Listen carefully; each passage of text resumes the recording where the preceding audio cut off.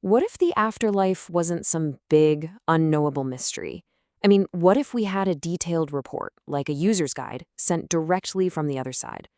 Well, that's the extraordinary claim we're digging into today, a message that says it's a direct transmission from a world beyond our own. Just imagine this for a second. A text file just appears on your computer, seemingly out of nowhere, and it's from someone who's passed on, containing this incredibly detailed description of their new life. Now, this isn't some science fiction plot, it's the wild premise behind the information we're about to unpack. So, how did this supposedly happen? The method is called instrumental transcommunication, or ITC for short. Now, this is let's say, a controversial field that explores using modern tech, things like radios, computers, even phones, to try and build a bridge to what some people call the spirit world. The entire story we're exploring today is supposedly a result of this advanced ITC. Okay, so where exactly did this very specific, very detailed message come from? Well, according to the source material, it was sent by a spirit entity who gave her name and even her location in the afterlife. The level of detail here is what makes this so fascinating. The sender identifies herself as Sweejan Salter, and she says she's broadcasting from a time stream station in a place she calls the third level. And the delivery method? Just as specific. A text file that was apparently planted right onto the computer of two researchers in Luxembourg, Maggie Fischbach and Jules Harsh, while they were out of the house. So what does this third level actually look like? Well, Sweejan Salter's message paints a really vivid picture of this other world. And it all starts with the most fundamental thing, yourself. According to the message, you still have a body, but it's made of a high-vibration etheric substance. This new form is basically perfected. Disease is completely non-existent, and any limbs you might have lost on Earth, they're regenerated. Everyone eventually settles into what looks like a physical age of about 25 to 30. For those who died in old age, they simply go through a regenerating sleep for around 6 weeks and wake up back in their prime.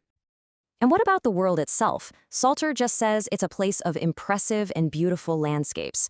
So you can just imagine a world with breathtaking scenery, where everyone has a home that feels, well, truly like home. Of course, a world is nothing without the people, or beings in it. So who exactly lives on this third level? This is where the description of this society gets really, really interesting. How about this for a number? 60 billion. Yeah, you heard that right. According to the transmission, that's roughly the population of the third level. So this isn't some quiet, exclusive little heaven. It's a bustling, massive civilization on a scale we can barely even imagine. And the diversity of the civilization is just remarkable. It's not just humans from Earth. The text claims it's this huge melting pot of humans from other planets, beings straight out of our own folklore, like dwarves and giants, and even some entities that don't have a form at all. It's a vision of a truly universal community. They apparently even eat and drink there, but with one massive difference. All the food is either created synthetically or materialized directly from thought. This means that you can enjoy things like meat, but no animal ever has to die for it. It's all about sustenance, without any of the suffering. Okay, this naturally leads to some pretty personal questions, right? If you've got a physical form, what about some of those fundamental human drives, like relationships and sexuality? The message is really clear on this. You don't just put away your sexuality. Instead, it evolves. See, on Earth, it's often driven by hormones and ego, which can lead to a lot of drama and conflict.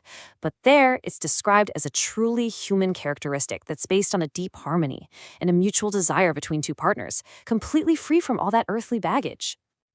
But here's where this whole account takes a really interesting and nuanced turn. The third level is not described as some final static paradise where all your problems just vanish. It's a continuation, a place of transition.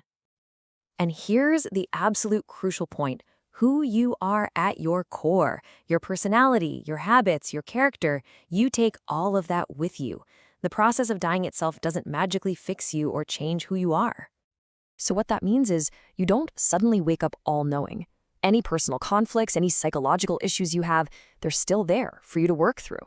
Physical pain is gone, sure, but as Salter puts it, they still know mental anguish and the pain of the soul.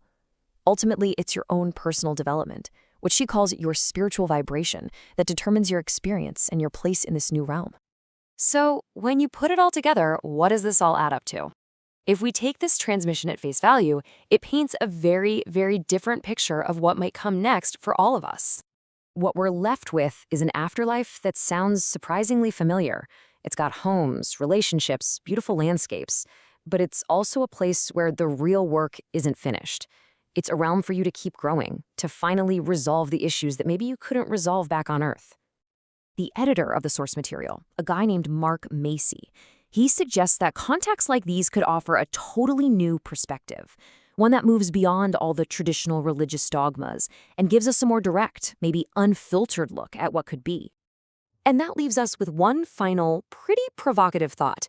This account is just one alleged data point from a single source, but if a reality this complex, this strange, and this beautiful is even a remote possibility, what does that say about our own?